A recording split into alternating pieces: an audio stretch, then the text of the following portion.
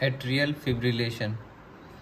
Atrial fibrillation is an arrhythmia characterized by disorganized atria and produces multiple atrial foci, fires impulses at a rate of 350 to 600 per minute. इसमें क्या होता है, atrial fibrillation होता क्या है कि irregularly disorganised manner में और इरेगुलरली एट्रिया जो है एट्रियल इम्पल्स फायर करता है। मल्टीपल फोकाई एट्रियल फोकाई से इम्पल्सेस फायर होते हैं जो कि एट्रियल फिब्रिलेशन कॉज करता है, बट ये इनइफेक्टिव कॉन्ट्रैक्शन करता है। ये जो है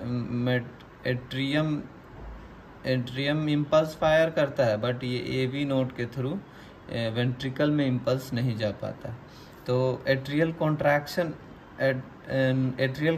नहीं होता है, यहाँ पे लिखा हुआ ओनली फिब्रिलेशन होता है, ओनली फायर होता है, इम्पल्स जो है फायर होता है, इसमें इम्पल्स सर्कुलेट करते रहता है। तो ventricles respond at irregular intervals usually at a rate of 100 to 140 minute per minute। मतलब वेंट्रिकल्स जो है अपने हिसाब से बीट सेट कर लेता है और जो है एट्रियम जो है अपना अलग से इम्पल्स जो है अपने अंदर ही सर्कुलेट करते रहता है। जैसे ही अगर एक केस देख लेते हैं, जैसे कि ये एसे नोड है और यहाँ से जो इम्पल्स निकला तो ये एवी नोड है। एवी नोड ये इम्पल्स जो डायरेक्ट आएगा यहाँ से राइट एट्रियम से आएगा, वो डायरेक्ट एवी नोड एक्सेप्ट कर सकता है और इसको ये कॉन्ट्रैक्शन दे सकता है, मतलब वेंट्रिकल में पहुँचा देगा। लेकिन ये जो इम्पल्स इस साइड जाएगा, जो लेफ्ट एट्रियम के साइड में जाएगा, तो अगर ये माइट्रल स्टेनोसिस का केस है तो माइट्रल स्टेनोसिस के केस में देख रहे हैं कि ये लेफ्ट एट्रियम जो है वो डायलेट कर जाता है और मास बढ़ जाता है।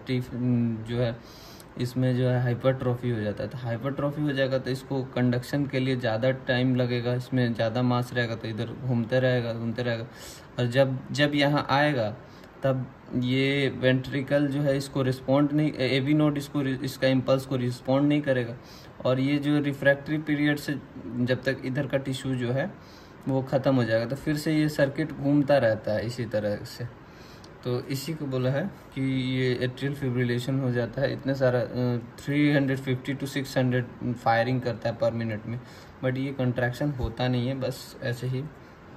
और ये एक सेकेंड मोस्ट कॉमन कॉज है सस्टेन कार्डियक एरिथमिया का। सबसे पहला है sinus tachycardia, most common cause of sustain cardiac arrhythmia का।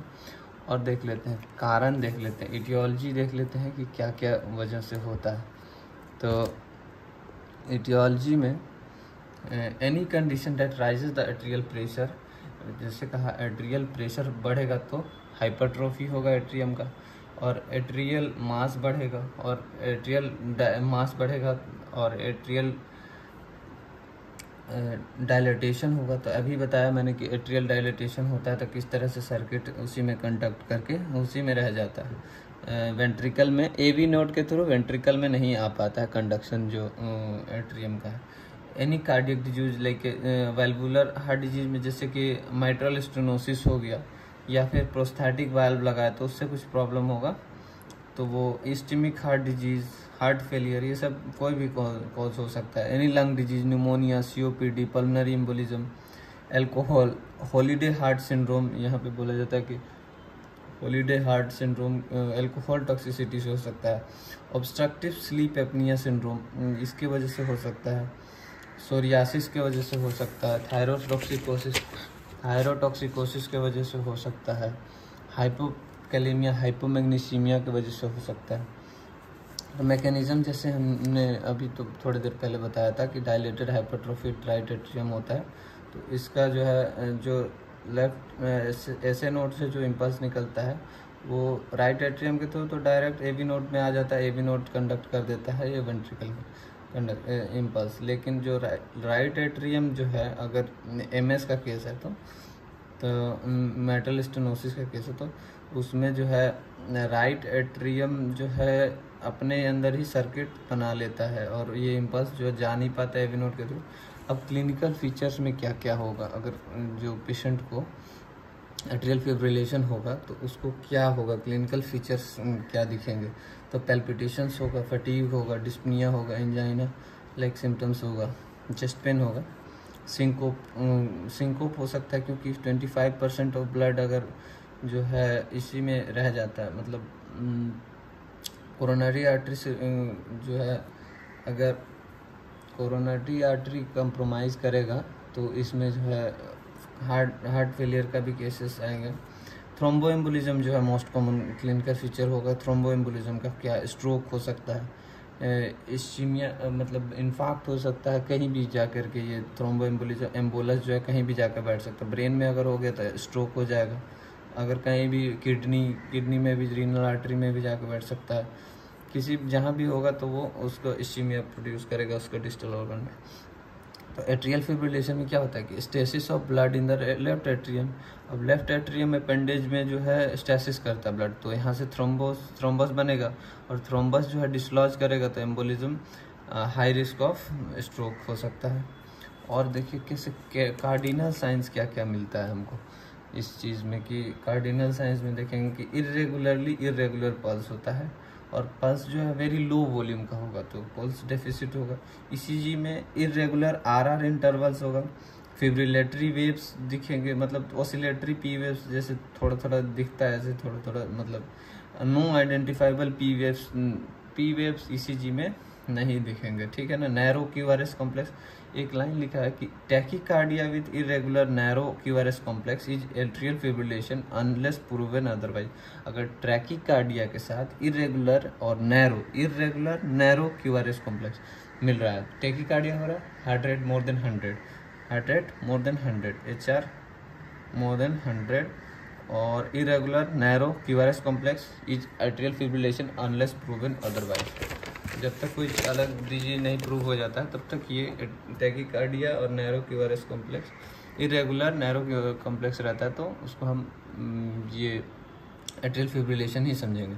अब टाइप्स ऑफ एट्रियल फिब्रिलेशन देख लेंगे तो पैरोक्सिस्मल होता है। पैरोक्सिस्मल कौन सा होता है, तो last for less than 7 days. ये अपने आप नॉर्मल हो जाता है 7 दिन के अंदर में स्पॉन्टेनियसली, या ड्रग के साथ ड्रग लोगे तब ठीक हो जाएगा। एक परसिस्टेंस होता है, तो परसिस्टेंट में क्या होता है, last for more than 7 days. तो मोर देन जिस 7 डेज होगा उसको परसिस्टेंस बोलेंगे। परमानेंट होता है तो लेफ्ट एट्रियम डायलिटेशन अगर 4 सेंटीमीटर से ज़्यादा हो जाएगा तो उसको परमानेंट लेफ्ट एट्रियल फिब्रिलेशन बोलते हैं। रिदम भी सिर्फ रिदम कंट्रोल नहीं कर पाएंगे, ओनली इसमें रेट कंट्रोल करते हैं, ठीक है। और कॉम्प्लिकेशंस जो है, मेजर कॉम्प्लिकेशन, सबसे ज़्यादा कॉम्प्लिकेशन में थ्रोम्बोएम्बोलिज्म है। थ्रोम्बोएम्बोलिज्म से तो पता ही है, इन्फार्क्ट बनेगा, कुछ भी हो सकता है, पल्मोनरी एम्बोलिज्म हो सकता है और भी बहुत सारा चीज़ हो सकता है। किडनी फेलियर हो सकता है, किडनी में अगर डिसलॉज कर जाएगा तो। और जो है और भी कॉम्प्लिकेशंस होते हैं, कार्डियक फेलियर का कॉम्प्लिकेशन, सिंकोप, उसके बाद प्रेसिपिटेशन कर जाएगा, पल्मोनरी एडिमा अगर रहेगा तो वो भी जो है कॉम्प्लिकेशंस प्रेसिपिटेट कर सकता है। अब जो है मैनेजमेंट में क्या करेंगे, तो मैनेजमेंट में हमको ये एक हीमोडायनेमिकली अगर अनस्टेबल पेशेंट आ रहा है, जैसे शॉक वगैरह का पेशेंट आएगा या फिर कुछ भी हीमोडायनेमिकली मतलब पेशेंट जो है अनस्टेबल है, तो उसको के लिए DC कार्डियो वर्जन करते हैं, 100 जूल का एनर्जी देते हैं और फिर नेक्स्ट में अगर फिर से नहीं होता ठीक तो फिर से 100 जूल का एनर्जी देते हैं। अगर हीमोडायनेमिकली स्टेबल पेशेंट है तो उसके लिए क्या करेंगे, तो ट्रांसथोरेसिक इकोकार्डियोग्राफी करेंगे और उसके बाद से जो है देखते हैं क्या करेंगे। अगर परमानेंट, जैसे कि मैंने कहा, permanent type of left atrium अगर डायलिटेशन मोर देन 4 सेंटीमीटर हो जाएगा तो ये स्ट्रक्चरल हार्ट डिजीज़ है। और इसमें जो है क्या देंगे, तो स्ट्रक्चरल हार्ट डिजीज़ में रेट कंट्रोल ही सिर्फ किया जा सकता है, रिदम कंट्रोल हो नहीं सकता है। तो इसमें से रेट कंट्रोल करने के लिए, हार्ट रेट कंट्रोल करने के लिए diltiazem, verapamil like calcium channel block कर देंगे। अगर ये नॉर्मल रहेगा ट्रांसथोरेसिक इको में तो देखेंगे ड्यूरेशन ऑफ एट्रियल फिब्रिलेशन कितने देर से हो रहा है। अगर 48 आवर्स से ज़्यादा हो रहा है तो, और अननोन है, मुझे पता नहीं कितने देर से एट्रियल फिब्रिलेशन हो रहा है, तो इसमें रिस्क ऑफ एम्बोलिज्म ज़्यादा है। और अगर जो है लेस देन 48 आवर्स है तो इसमें देखेंगे, ठीक है ना। अगर 48 आवर्स या अननोन ड्यूरेशन है, मुझे पता नहीं है कि कितने देर से ये हार्ट ये हो रहा है, तो इसमें जो है ट्रांस इसोफेजियल इको करेंगे और कार्डियक सीटी स्कैन करेंगे ताकि क्लॉट को देख सके। अगर क्लॉट जो है, अगर क्लॉट प्रेजेंट है तो क्लॉट अगर प्रेजेंट होगा तो 3 वीक्स तक एंटीकोगुलेशन देंगे। एंटीकोगुलेशन में क्या देते हैं, वारफेरिन देते हैं, विटामिन के एंटीगोनिस्ट, और नोवल न्यूअर एंटीकोगुलेंट्स देते हैं जो कि NOAC होता है, लाइक डेबिगेट्रन, एपिक्साबैन, और ये फॉलोड बाय रिदम कंट्रोल करते हैं, followed by 4 weeks of anticoagulation. Rhythm control किससे करेंगे, तो रिदम कंट्रोल के लिए इब्यूटाइल, और नेक्स्ट है ये देख लिया मैंने, 3 वीक्स तक पहले एंटीकोगुलेशन देंगे। अगर वेल्वुलर हार्ट डिजीज की वजह से ये एट्रियल फिब्रिलेशन हो रहा होगा तो विटामिन के एंटीगोनिस्ट दे देंगे। अगर नॉन वेल्वुलर मतलब अदर कॉजेज की वजह से अगर ये हो रहा होगा, मतलब ये एट्रियल फिब्रिलेशन, तो उसमें हम NOAC मतलब एपिक्साबैन या डेबिगेट्रन दे देंगे, ठीक है। और फिर से फॉलोड बाय उसके बाद जो है क्या देंगे, रिदम कंट्रोल करेंगे। रिदम कंट्रोल के लिए इब्यूटाइल, एमियोडोरोन, वर्नाकालांट वगैरह देते हैं, ठीक है ना। और उसके बाद फिर से लॉन्ग टर्म 4 वीक्स के लिए एंटीकोगुलेशन देते हैं। अगर पेशेंट जो प्रेजेंट करता है लेस देन 48 आवर्स में, तो उसके लिए सिर्फ रिदम कंट्रोल करना है, पेशेंट के हार्ट का रिदम कंट्रोल करना, मतलब इरेगुलर नहीं होना चाहिए। रिदम कंट्रोल के लिए इब्यूटाइलाइट जो है, इब्यूटाइलाइट देते हैं, लेकिन इंडिया में यही अवेलेबल होता है तो हम लोग यही इसी को DOC में देते हैं। वर्नाकालांट तो सबसे पहला DOC है, ड्रग ऑफ चॉइस है, बट ये इंडिया में अवेलेबल नहीं होता है। अगर एमियोडोरोन देते हैं तो एमियोडोरोन अगर स्ट्रक्चरल हार्ट डिजीज रहेगा, कोई भी अगर स्ट्रक्चरल हार्ट डिजीज होगा तो ड्रग ऑफ चॉइस एमियोडोरोन होगा। Thank you.